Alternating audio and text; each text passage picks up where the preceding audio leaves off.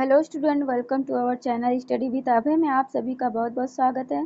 कैसे हो आप सभी? आई होप आप सभी अच्छे होंगे, मस्त होंगे। बच्चों, मैं हूं चंचल और आप पढ़ रहे हैं एनसीईआरटी, जिसमें हम क्लास 7 की हिस्ट्री पढ़ रहे हैं। और आज के इस वीडियो में हम क्लास 7 की हिस्ट्री का 7वां चैप्टर स्टार्ट कर रहे हैं, जिसका नाम है क्षेत्रीय संस्कृतियों का निर्माण। बच्चों, भारत में आप लोग जानते हैं हर अलग अलग क्षेत्र की अलग अलग संस्कृति को देखते हैं हम लोग। जैसे उत्तर भारत का जो संस्कृति होती है वो लगभग एक जैसे होती है। रहन सहन, बोलचाल की भाषा और पहनावे का तरीका, हर चीज़ लगभग सेम होता है। और अभी दक्षिण भारत चले जाइए, उधर अलग अलग भाषाएं मिलेगी आपको, अलग अलग संस्कृतियाँ, अलग अलग वहाँ की जो है कल्चर, रहन सहन, खान पान सब अलग हो जाता है। पूर्वी भारत साइड चले जाइए, उधर भी थोड़ा सा चेंज हो जाता है। ऐसे इसी चीज़ को आपको इस चैप्टर में बताया जाएगा। उसी क्षेत्रीय संस्कृति के बारे में आपको इस चैप्टर में बताया जाएगा, कैसे कैसे वो विकसित हुई और कैसे कैसे उनका क्या इतिहास रहा। आइए देखते हैं। लोगों का वर्णन करने का एक सबसे सामान्य तरीका है उनकी बोलचाल की भाषा से उन्हें परिभाषित करना। लोग अक्सर अपनी बोलचाल की भाषा में कोई चीज़ एक्सप्लेन अच्छे से कर पाते हैं और यह सामान्य तरीका है और आसान भी तरीका है। जब हम किसी व्यक्ति को तमिल या उड़िया कहते हैं तो आमतौर पर इसका अर्थ होता है कि वह तमिल अथवा उड़िया भाषा बोलता है और तमिलनाडु या उड़ीसा में रहता है। इसी तरह से हम प्रत्येक क्षेत्र को कुछ खास किस्म के भोजन, वस्त्र, काव्य, नृत्य, संगीत और चित्रकला से जोड़ा करते हैं। जैसे कोई भी क्षेत्र किसी न किसी वजह से अपने क्षेत्र के लिए किसी भी चीज़ के लिए फेमस होता है। कभी कभी हम इन अस्मिताओं को मानकर चलते हैं और सोचते हैं कि ये युगांतरों से अस्तित्व में हैं, किंतु भिन्न भिन्न क्षेत्रों के बीच विभाजक सीमाओं के बनने में समय की भूमिका रही है। जिन्हें हम आज क्षेत्रीय संस्कृतियाँ समझते हैं, वे समय के साथ साथ बदलती हैं और सच तो यह है कि आज भी बदल रही हैं। ये क्षेत्रीय संस्कृतियाँ जटिल प्रक्रिया से विकसित हुई हैं। इस प्रक्रिया के तहत स्थानीय परंपराओं और उपमहाद्वीप के अन्य भागों के विचारों को आदान प्रदान ने एक दूसरे को संपन्न बनाया है। जैसा कि हम देखेंगे कि कुछ परंपराएं तो कुछ विशेष क्षेत्रों की अपनी हैं, जबकि कुछ अन्य भिन्न भिन्न क्षेत्रों में एक समान प्रतीत होती हैं। परंतु इसके अतिरिक्त कुछ अन्य परंपराएं एक खास इलाके के पुराने रीति रिवाजों से तो निकलते हैं, परंतु अन्य क्षेत्रों में जाकर उन्होंने एक नया रूप ले लिया है। चेर और मलयालम भाषा का विकास। आइए भाषा और क्षेत्र के बीच अंतः संबंध के एक उदाहरण से अपना विश्लेषण प्रारंभ करें। महोदयपुरम का चेर राज्य प्रायद्वीप के दक्षिण पश्चिम भाग में, जो आज के केरल राज्य का एक हिस्सा है, 9वीं शताब्दी में स्थापित किया गया। संभवतः मलयालम भाषा इस इलाके में बोली जाती थी। शासकों ने मलयालम भाषा एवं लिपि का प्रयोग अपने अभिलेखों में किया।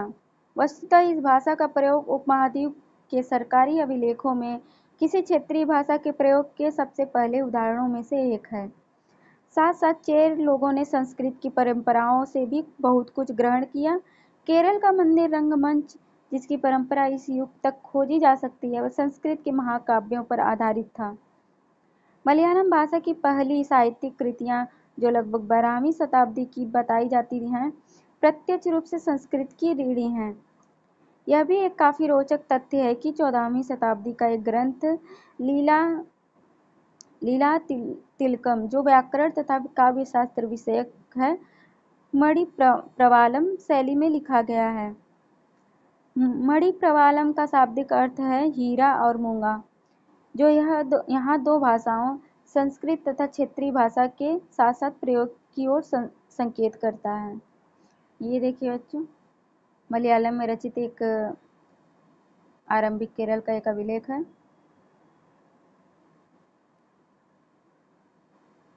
शासक और धार्मिक परंपराएं। जगन्नाथी संप्रदाय। अन्य क्षेत्रों में क्षेत्रीय संस्कृतियां क्षेत्रीय धार्मिक परंपराओं से विकसित हुई थीं। इस प्रक्रिया का सर्वोत्तम उदाहरण है पुरी, उड़ीसा में जगन्नाथ का संप्रदाय। जगन्नाथ का शाब्दिक अर्थ है दुनिया का मालिक, जो विष्णु का पर्यायवाची है। आज तक जगन्नाथ की काष्ठ प्रतिमा स्थानीय जनजातियों लोगों द्वारा बनाई जाती है, जिससे यह तात्पर्य निकलता है कि जगन्नाथ मूलतः एक स्थानीय देवता थे, जिन्हें आगे चलकर विष्णु का रूप मान लिया गया। 12वीं शताब्दी में गंग वंश के एक अत्यंत प्रतापी राजा अनंतवर्मन ने पुरी में पुरुषोत्तम जगन्नाथ के लिए एक मंदिर बनवाने का निश्चय किया। उसके बाद 1230 में राजा अनंग भीम तृतीय ने अपना राज्य पुरुषोत्तम जगन्नाथ को अर्पित कर दिया और स्वयं को जगन्नाथ का प्रतिनियुक्त घोषित किया। ज्यों-ज्यों इस मंदिर को तीर्थ स्थल यानी तीर्थ यात्रा के केंद्र के रूप में महत्व प्राप्त होता गया, सामाजिक तथा राजनीतिक मामलों में भी इसकी सत्ता बढ़ती गई। जिन्होंने भी उड़ीसा को जीता, जैसे मुगल, मराठे और अंग्रेजी ईस्ट इंडिया कंपनी, सबने इस मंदिर पर अपना नियंत्रण स्थापित करने का प्रयत्न किया। वे सब यह महसूस करते थे कि मंदिर पर नियंत्रण प्राप्त करने से स्थानीय जनता उनका शासन स्वीकार हो जाएगा। ये देखिए बच्चों, ये जगन्नाथ मंदिर है पुरी, जो कि उड़ीसा में है। राजपूत और शूरवीरता की परंपराएं। 19वीं शताब्दी में ब्रिटिश लोग उस क्षेत्र को, जहां आज का अधिकांश राजस्थान स्थित है, राजपूताना कहते थे। इससे यह समझा जा सकता है कि वह एक ऐसा प्रदेश था जहां केवल अथवा प्रमुख रूप से राजपूत ही रहा करते थे। लेकिन यह बात आंशिक रूप से ही सत्य है। ऐसे अनेक समूह थे और आज भी हैं जो उत्तरी तथा मध्यवर्ती भारत के अनेक क्षेत्रों में अपने आप को राजपूत कहते हैं। यह भी सच है कि राजस्थान में राजपूतों के अलावा अन्य लोग भी रहते हैं, तथापि अक्सर यह माना जाता है कि राजपूतों ने राजस्थान को एक विशिष्ट संस्कृति प्रदान की। ये सांस्कृतिक परंपराएं वहां के शासकों के आदर्शों तथा अभिलाषाओं के साथ घनिष्ठता से जुड़ी होती थीं। लगभग 8वीं शताब्दी से आज के राजस्थान के अधिकांश भाग पर विभिन्न परिवारों के राजपूत राजाओं का शासन रहा। पृथ्वीराज अध्याय 2 में हम लोगों ने देखा था, यह एक ऐसा ही शासक था। ये शासक ऐसे शूरवीरों के आदर्शों को अपने हृदय में संजोए रखते थे, जिन्होंने रण क्षेत्र में बहादुरी से लड़ते हुए अक्सर मृत्यु का वर्ण किया, मगर पीठ नहीं दिखाई। राजपूत शूरवीरों की कहानियां काव्यों एवं गीतों में सुरक्षित हैं। ये विशेष रूप से प्रशिक्षित चारण भाटों द्वारा गाई जाती है। ये काव्य एवं गीत ऐसे शूरवीरों की स्मृति को सुरक्षित रखते थे और उनसे यह आशा की जाती थी कि वे अन्य जनों को भी उन शूरवीरों का अनुकरण करने के लिए प्रेरित एवं प्रोत्साहित करेंगे। साधारण जन भी इन कहानियों से आकर्षित होते थे। इन कहानियों में अक्सर नाटकीय स्थितियां और स्वामी भक्ति, मित्रता, प्रेम, शौर्य, क्रोध आदि प्रबल संवेगों का चित्रण होता था। इनको देखिए बच्चों, ये बीकानेर के राजकुमार राज सिंह हैं, बीकानेर राजस्थान में है। क्या स्त्रियों को भी इन कहानियों में स्थान प्राप्त था? कहीं कहीं यह चित्रित किया गया है कि स्त्रियां अपने शूरवीर पतियों का जीवन मरण दोनों में अनुसरण करती थीं। सती प्रथा यानी विधवाओं द्वारा अपने मृतक पतियों की चिता पर जिंदा जल जाने की प्रथा का भी कुछ कहानियों में उल्लेख पाया जाता है। इस प्रकार जो लोग शूरवीरता के आदर्शों का पालन करते थे, उन्हें अक्सर इस आदर्श के लिए अपने जीवन का बलिदान करना होता था। क्षेत्रीय सीमांतों से परे कथक नृत्य की कहानी। कथक नृत्य की कहानी इसमें बताया जाएगा बच्चों। कथक नृत्य जो है उत्तर भारत का एक शास्त्रीय नृत्य है। यदि शूरवीरता की परंपराएं भिन्न भिन्न क्षेत्रों में भिन्न भिन्न रूपों में मिल सकती हैं, तो नृत्य के विषय में भी यह सच है। आइए नृत्य के एक रूप कथक के इतिहास को देखें। यह नृत्य शैली उत्तर भारत के अनेक भागों से जुड़ी है। कथक शब्द कथा शब्द से निकला है, जिसका प्रयोग संस्कृत तथा अन्य भाषाओं में कहानी के लिए किया जाता है। कथक मूल रूप से उत्तर भारत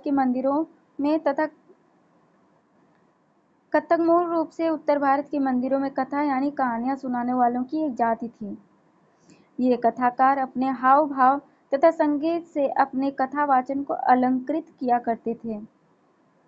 15वीं तथा 16वीं शताब्दियों में भक्ति आंदोलन के प्रसार के साथ कथक एक विशिष्ट नृत्य शैली का रूप धारण कर ली। राधा कृष्ण के पौराणिक आख्यान, आख्यान का मतलब होता है कहानियाँ। राधा कृष्ण के पौराणिक कहानियाँ लोक नाटक के रूप में प्रस्तुत किए जाते थे, जिन्हें रासलीला कहा जाता था। रासलीला में लोक नृत्य के साथ कथक कथाकार के मूल हाव भाव भी जुड़े होते थे। मुगल बादशाहों और उनके अभिजातों के शासनकाल में कथक नृत्य राज दरबार में प्रस्तुत किया जाता था, जहां इस नृत्य ने अपने वर्तमान अभिलक्षण अर्जित किए और वह एक विशिष्ट नृत्य शैली के रूप में विकसित हो गया। आगे चलकर यह दो परंपराओं अर्थात घरानों में फूला फला। राजस्थान के जयपुर राज दरबारों में और लखनऊ में अवध के अंतिम नवाब वाजिद अली शाह के संरक्षण में यह प्रमुख कला रूप में उभरा। 1850 से लेकर 1875 के दौरान यह नृत्य शैली के रूप में इन दो क्षेत्रों में ही नहीं बल्कि आज के पंजाब, हरियाणा, जम्मू और कश्मीर, बिहार तथा मध्य प्रदेश के निकटवर्ती इलाकों में भी पक्के तौर पर संस्थापित हो गया। इसकी प्रस्तुति में क्लिष्ट तथा द्रुत पद संचालन, उत्तम वेशभूषा तथा कहानियों के प्रस्तुतिकरण एवं अभिनय पर जोर दिया जाने लगा। अनेक अन्य सांस्कृतिक गतिविधियों की तरह कथक को भी 19वीं तथा 20वीं शताब्दी में अधिकांश ब्रिटिश प्रशासकों ने नापसंद किया। फिर भी यह जीवित बचा रहा और गणिकाओं द्वारा पेश किया जाता रहा। स्वतंत्रता की प्राप्ति के बाद तो देश में इसे 6 शास्त्रीय नृत्य रूपों में मान्यता मिल गई। इस चित्र को देखिए बच्चों, ये नृत्य की कक्षा लक्ष्मण मंदिर है खजुराहो में। देखिए नृत्य में अलग अलग में दिखाया गया है, अलग अलग मुद्रा में। शास्त्रीय नृत्य, किस कला रूप को शास्त्रीय माना जाए? इस प्रश्न का उत्तर देना अक्सर बहुत कठिन होता है। क्या हम उस रूप या शैली को शास्त्रीय कहते हैं जिसका विषय धार्मिक हो, अथवा क्या हम उसे शास्त्रीय इसलिए मानते हैं क्योंकि उसके लिए अत्यधिक कौशल की आवश्यकता होती है, जो कई वर्षों के लंबे प्रशिक्षण से ही प्राप्त होता है, अथवा यह शास्त्रीय इसलिए है कि क्योंकि यह निर्धारित नियमों के अनुसार ही प्रदर्शित या प्रस्तुत किया जाता है और उसमें विभिन्नताओं को प्रोत्साहन नहीं दिया जाता। ये प्रश्न हैं जिन पर हमें विचार करने की आवश्यकता है। यह भी स्मरणीय है कि बहुत से ऐसे नृत्यों रूपों में जिन्हें लोक नृत्य श्रेणी में रखा गया है, वे विशिष्टताएं पाई जाती हैं जिन्हें शास्त्रीय रूपों का विशिष्ट लक्षण बताया जाता है। यद्यपि शास्त्रीय विशेषण का प्रयोग उन कला रूपों की श्रेष्ठता का सूचक हो सकता है, फिर भी यह हमेशा शब्दशः सही नहीं होता है। अन्य नृत्य रूप जिन्हें इस समय शास्त्रीय माना जाता है निम्नलिखित हैं। नीचे दिया हुआ है कितने शास्त्रीय नृत्य हैं। भरतनाट्यम, भरतनाट्यम जो कि तमिलनाडु में का शास्त्रीय नृत्य है। कथकली केरल का है। ओडिसी जो है उड़ीसा का है। कुचिपुड़ी आंध्र प्रदेश का है। मणिपुरी मणिपुर का। और ऊपर अभी कथक के बारे में आप लोगों ने देखा, वो उत्तर भारत का है, मेनली उत्तर प्रदेश उत्तराखंड। संरक्षकों के लिए चित्रकला, लघु चित्रों की परंपरा। एक अन्य परंपरा जो कई रीतियों से विकसित हुई वह थी लघु चित्रों की परंपरा। लघु चित्र, जैसा कि उनके नाम से पता चलता है, छोटे आकार के चित्र होते हैं जिन्हें आम तौर पर जल रंगों से कपड़े या कागज पर चित्रित किया जाता है। प्राचीनतम लघु चित्र ताल पत्रों अथवा लकड़ी की तख्तियों पर चित्रित किए गए थे। इनमें से सर्वाधिक सुंदर चित्र जो पश्चिम भारत में पाए गए जैन ग्रंथों को सचित्र बनाने के लिए प्रयोग किए गए थे। मुगल बादशाह अकबर, जहांगीर और शाहजहां ने अत्यंत कुशल चित्रकारों को संरक्षण प्रदान किया था, जो प्राथमिक रूप से इतिहास और काव्यों की पांडुलिपियों चित्रित करती थे। ये पांडुलिपियां आमतौर पर चटक रंगों में चित्रित की जाती थीं और उनमें दरबार के दृश्य, लड़ाई तथा शिकार के दृश्य और सामाजिक जीवन के अन्य पहलू चित्रित किए जाते थे। अक्सर उपहार के तौर पर भी इन चित्रों का आदान प्रदान किया जाता था और ये कुछ गिने चुने लोगों, बादशाह और उनके घनिष्ठ जनों द्वारा ही देखे जा सकते थे। मुगल साम्राज्य के पतन के साथ अनेक चित्रकार मुगल दरबार छोड़कर नए उभरने वाले क्षेत्रीय राज्यों के दरबारों में चले गए। परिणाम स्वरूप मुगलों की कलात्मक रुचियों ने दक्षिण के क्षेत्रीय दरबारों और राजस्थान के राजपूती राज दरबारों को प्रभावित किए, लेकिन इसके साथ ही उन्होंने अपनी विशिष्ट विशेषताओं को सुरक्षित रखा और उनका विकास भी किया। मुगल उदाहरणों का अनुसरण करते हुए शासकों तथा उनके दरबारों के दृश्य चित्रित किए जाने लगे। इनके साथ साथ मेवाड़, जोधपुर, बूंदी, कोटा और किशनगढ़ जैसे केंद्रों में पौराणिक कथाओं तथा काव्यों के विषयों का चित्रण बराबर जारी रहा है। ये देखिए बच्चों, चित्र उस टाइम पे मुगल चित्र को दर्शाने की कोशिश की गई है। इसे लघु चित्र बोलते हैं। यहाँ देखिए, ये होली खेलते हुए महाराणा राम सिंह द्वितीय राजपूत लघु चित्र कोटा से है। ऐसा ही एक अन्य क्षेत्र था आधुनिक हिमाचल प्रदेश के इर्द गिर्द हिमालय की तलहटी का इलाका।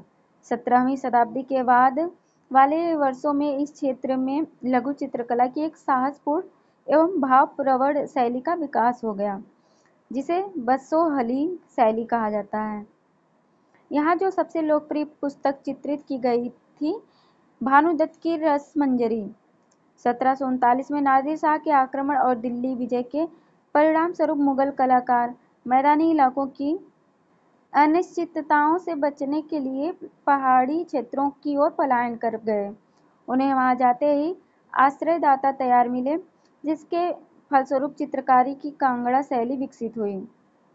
18वीं शताब्दी के मध्य भाग तक कांगड़ा के कलाकारों ने एक नई शैली विकसित कर ली, जिसने लघु चित्रकारी में एक नई जान डाल दी। उनकी प्रेरणा का स्रोत वहां की वैष्णव परंपराएं थीं। ठंडे नीले और हरे रंगों से सहित कोमल रंगों का प्रयोग और विषयों का काव्यात्मक निरूपण कांगड़ा शैली की विशेषता थी। स्मरण रहे कि साधारण स्त्री पुरुष भी बर्तनों, दीवारों, कपड़ों, फर्श आदि पर अपनी कलाकृतियां चित्रित करते थे। कला के इन नमूनों में से कुछ ही बच पाते थे। इसके विपरीत लघु चित्र राजमहलों में सावधानी पूर्वक रखे जाते थे, जिससे वे सदियों तक सुरक्षित रहें। बंगाल नजदीक से एक नज़र। एक क्षेत्रीय भाषा का विकास।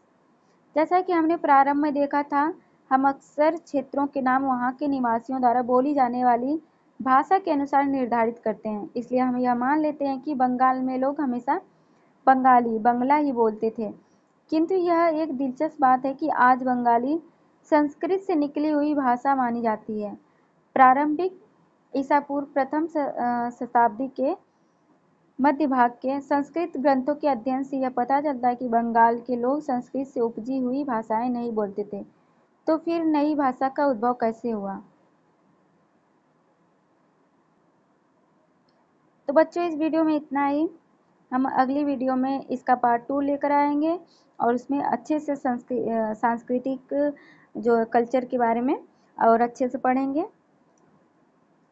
मिलते हैं पार्ट 2 में। तब तक के लिए टाटा बाय बाय।